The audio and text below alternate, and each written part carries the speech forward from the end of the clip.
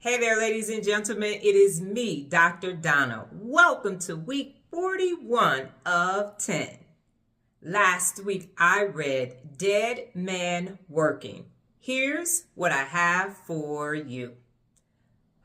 Ladies and gentlemen, this book was written by two college professors. I'd like to start with saying that. I also got this book from Savers, and I believe after reading it that it was part of reading for a college course.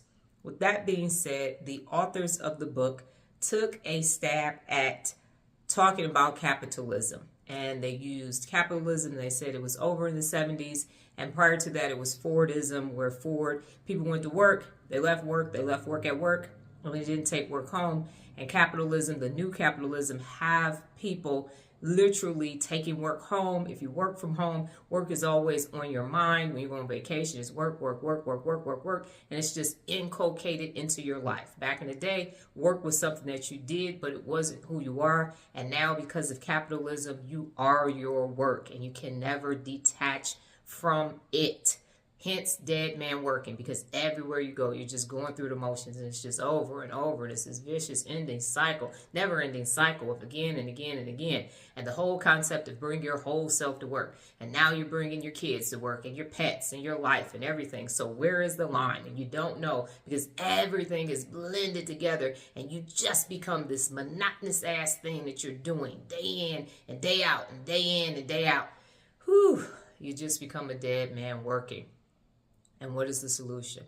The solution at the end of the book was to detach from capitalism and basically find your own way. Now, the book didn't tell you how to find your own way. It just said that that's the best way to do it.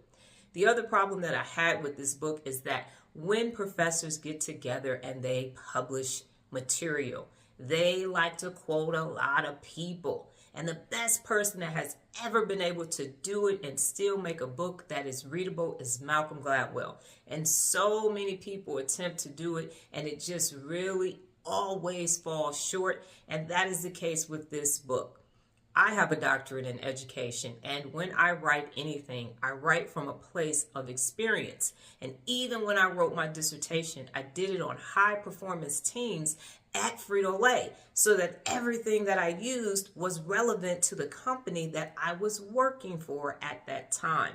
I know that this book was written so that you could read it in college, you could discuss it. If you had to write something about it, you could quote the quotes of the quotes of the quotes of the quotes of the quotes. And none of it is practical application.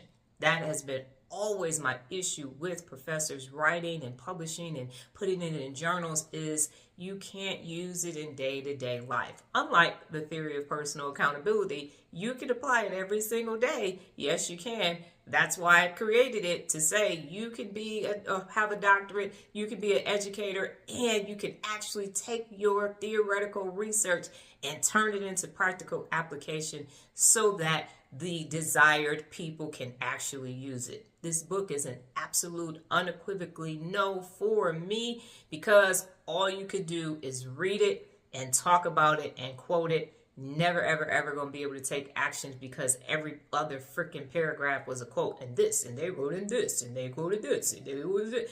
I was like, wah, wah, wah, wah, wah. Enough already.